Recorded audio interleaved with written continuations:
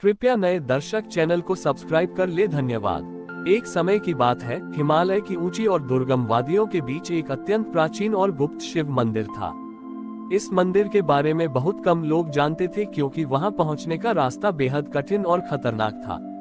उस मंदिर में महादेव की एक ऐसी अद्भुत शिवलिंग स्थापित थी जिसके बारे में मान्यता थी कि जो भी सच्चे मन से वहां पहुंचकर जल अर्पित करता है उसे अपने जीवन के सबसे बड़े असमंजस से मुक्ति मिल जाती है। उसी क्षेत्र के एक समृद्ध नगर में माधव नाम का एक नौजवान रहता था जो बहुत बड़ा विद्वान था, लेकिन उसके मन में हमेशा एक अशांति रहती थी। वह शास्त्रों का ज्ञाता तो था पर उसे कभी आत्मिक संतोष नहीं मिला था। माधव के मन में ईश्वर को लेकर कई तरह के संशय और सवाल थे। वह ये समझना चाहता था कि ज्ञान बड़ा है या भक्ति। अपने इसी असमंजस को दूर करने के लिए उसने उस गुप्त शिव मंदिर की कठिन यात्रा शुरू करने का निर्णय लिया। रास्ते में घने जंगल, उफनती नदियां और नुकीले पहाड़ थे। कई दिनों की थका देने वाली यात्रा के बाद जब माधव मंदिर के करीब पहुंचा तो उसने देखा कि रास्ते में एक बूढ़ा, कमजोर और भूखा व्यक्ति पड़ा हुआ है। वह व्यक्ति प्यास से तड़प रहा था और हिलने डुलने में भी असमर्थ था। माधव के पास उस समय एक ही लोटा पानी बचा था जिसे उसने मंदिर में महादेव के जलाभिषेक के लिए बड़े यत्न से बचाकर रखा था। माधव के सामने एक बड़ा धर्म संकट खड़ा हो गया। उसने सोचा कि यदि वह ये पानी इस मरते हुए व्यक्ति को दे देगा तो उसकी जीवन भर की साधना और इतनी कठिन यात्रा अधूरी रह जाएगी और वह महादेव को जल अर्पित नहीं कर पाएगा। लेकिन अगर वह पानी नहीं देता तो यह व्यक्ति उसके सामने अपने प्राण त्याग देगा। माधव ने अपने शास्त्रों के ज्ञान को याद किया और असमंजस में पड़ गया कि उसका परम कर्तव्य क्या है। तभी उस बूढ़े व्यक्ति ने अत्यंत क्षीण आवाज में कहा कि बेटा, मुझे थोड़ा पानी दे दो, मेरे प्राण कंठ तक आ गए हैं। उस वृद्ध की दयनीय स्थिति देखकर माधव का विद्वता का अहंकार और सारे तर्क एक पल में पिघल गए। उसके भीतर करुणा का वास हुआ। उसने बिना कुछ सोचे अपने लोटे का सारा पवित्र जल उस भूखे प्यासे वृद्ध के मुंह में डाल दिया। पानी पीते ही उस वृद्ध के चेहरे पर एक असीम संतोष की चमक आ गई और वह शांति से मुस्कुराने लगा। जैसे ही माधव ने खाली लोटा देखा, उसके मन में एक उदासी छा गई कि अब वह महादेव के दर्शन तो करेगा, लेकिन उनके अभिषेक के लिए उसके पास कुछ नहीं बचा। वह दुखी मन से मंदिर के गर्भगृह में पहुंचा। वहां पहुंचकर जब उसने शिवलिंग पर दृष्टि डाली तो वह हैरान रह गया। प्राचीन शिवलिंग पहले से ही पूरी तरह से भीगा हुआ था और उससे ताजे जल की बूंदें टपक रही थी। ऐसा लग रहा था जैसे अभी अभी किसी ने साक्षात महादेव का परम अभिषेक किया हो। माधव इस चमत्कार को देखकर अचंभित खड़ा था। तभी मंदिर के भीतर एक अत्यंत गंभीर और गूंजती हुई दिव्य आवाज गूंजी कि हे माधव, दुखी मत हो। तुमने जो जल उस असहाय वृद्ध को पिलाया वह सीधे मुझ तक पहुंच गया। प्राणियों की सेवा और करुणा ही मेरी वास्तविक पूजा है। शास्त्रों का ज्ञान तब तक व्यर्थ है जब तक वह मन में दया भाव पैदा न करे। तुमने अपनी परीक्षा पार कर ली है और यह जान लिया है कि मानवता से बड़ा कोई धर्म नहीं है। उस अलौकिक आवाज को सुनकर माधव के मन का सारा असमंजस और अहंकार पूरी तरह समाप्त हो गया। उसे अपने सभी सवालों का उत्तर मिल चुका था कि सच्ची भक्ति ही सबसे बड़ा ज्ञान है। उसने अश्रुपूर्ण नेत्रों से शिवलिंग के सामने साष्टांग प्रणाम किया। उस दिन के बाद से माधव ने अपना पूरा जीवन दीन दुखियों की सेवा में लगा दिया और जब भी वह किसी भूखे को भोजन या प्यासे को पानी देता, उसे साक्षात महादेव के दर्शन उसी रूप में होते। माधव के जीवन का उद्देश्य अब पूरी तरह बदल चुका था। वह केवल शास्त्रों के पन्नों में ईश्वर को ढूंढने वाला विद्वान नहीं रहा, बल्कि हर जीवित प्राणी में महादेव का रूप देखने वाला परम भक्त बन गया था। उसने उस दुर्गम पहाड़ी के नीचे एक छोटी सी कुटिया बनाई और वहां आने जाने वाले राहगीरों, भूखे प्यासे पशु पक्षियों और बीमार लोगों की सेवा में जुट गया। दूर दूर से लोग अब उसके पास केवल ज्ञान की बातें सुनने नहीं, बल्कि उसके शांत और करुणामयी सानिध्य में मन की शांति पाने आने लगे थे। माधव जो भी सेवा करता उसे वह महादेव का ही प्रसाद समझकर स्वीकार करता। इसी बीच उस राज्य के राजा जयसिंह एक अज्ञात और गंभीर बीमारी से ग्रसित हो गए। राजवैद्यों से लेकर बड़े बड़े तांत्रिकों और हकीमों ने अपनी पूरी शक्ति लगा दी, लेकिन राजा का स्वास्थ्य दिन ब दिन बिगड़ता ही गया। राजा के शरीर में तीव्र जलन होती थी, जिसके कारण वे रात रात भर सो नहीं पाते थे। जब राज्य के मंत्रियों को पहाड़ी के नीचे रहने वाले इस चमत्कारी और दयालु संत माधव के बारे में पता चला, तो उन्होंने राजा को पालकी में बिठाया और भारी सैन्य बल के साथ माधव की कुटिया पर पहुंचे। राजा की हालत देखकर माधव का हृदय द्रवित हो उठा। राजा जयसिंह ने अत्यंत दुर्बल आवाज में माधव से कहा कि हे महात्मा, मैंने जीवन में कई यज्ञ किए, दान पुण्य किए और प्रजा के लिए बड़े बड़े मंदिरों का निर्माण करवाया, फिर भी मुझे इस भयानक कष्ट से मुक्ति क्यों नहीं मिल रही? क्या महादेव मुझसे रुष्ट हैं? माधव ने राजा को सांत्वना दी और उन्हें अपनी कुटिया के भीतर विश्राम कराया। इसके बाद माधव ने आंखें बंद करके महादेव का ध्यान किया और मार्गदर्शन मांगा। ध्यान से उठकर माधव ने राजा से कहा कि राजन, बाह्य आडंबर, अहंकार से किए गए दान और महलों जैसे मंदिरों के निर्माण से महादेव कभी प्रसन्न नहीं होते।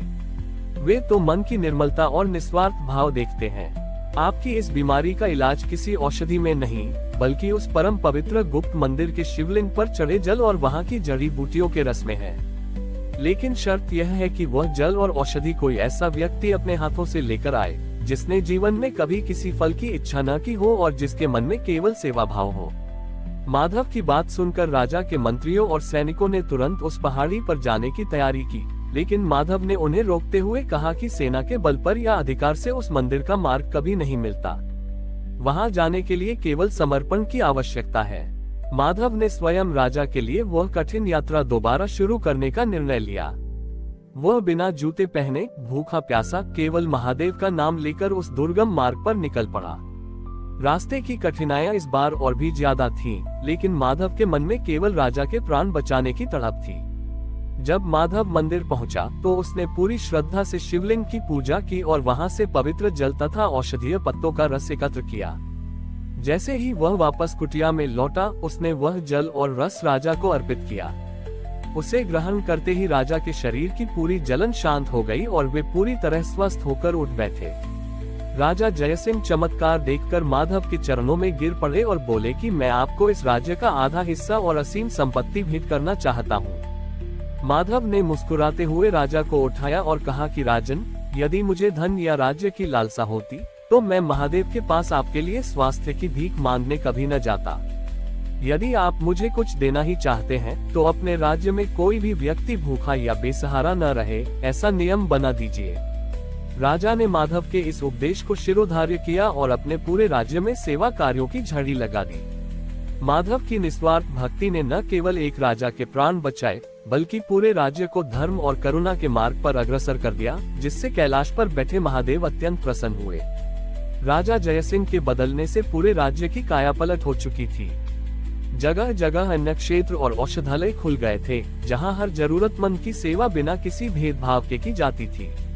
माधव की कुटिया अब एक ऐसे केंद्र में बदल चुकी थी, जहां से समाज सुधार और अध्यात्म की अविरल धारा बह रही थी।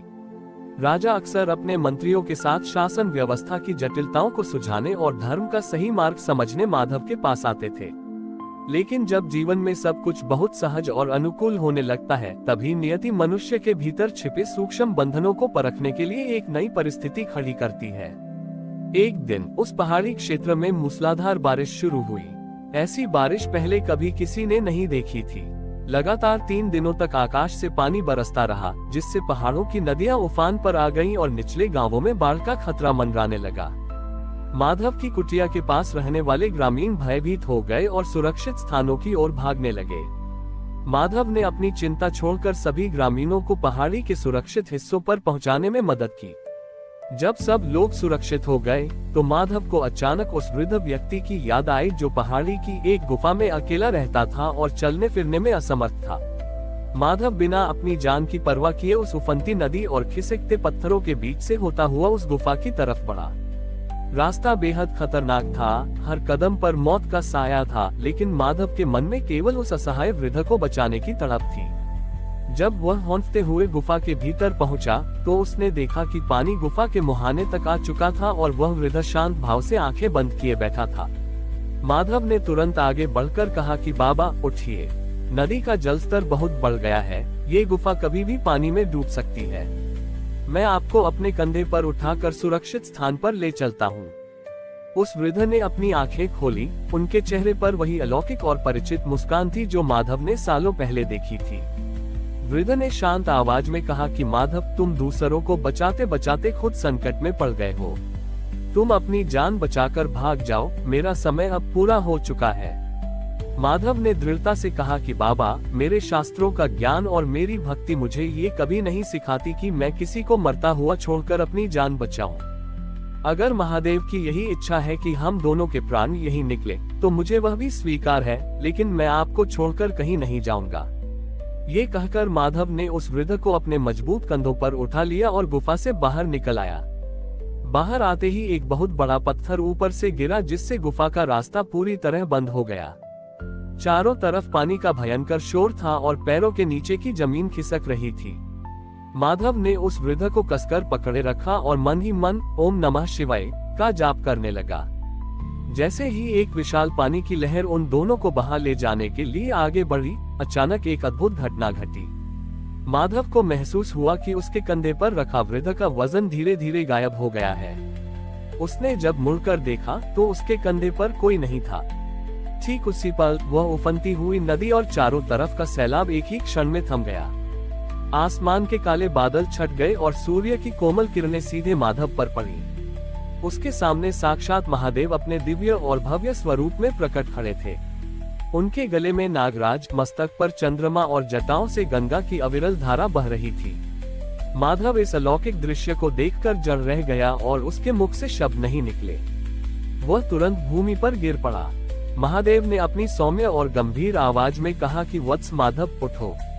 तुमने आज सिद्ध कर दिया कि तुम्हारी भक्ति केवल अनुकूल परिस्थितियों की दासी नहीं है।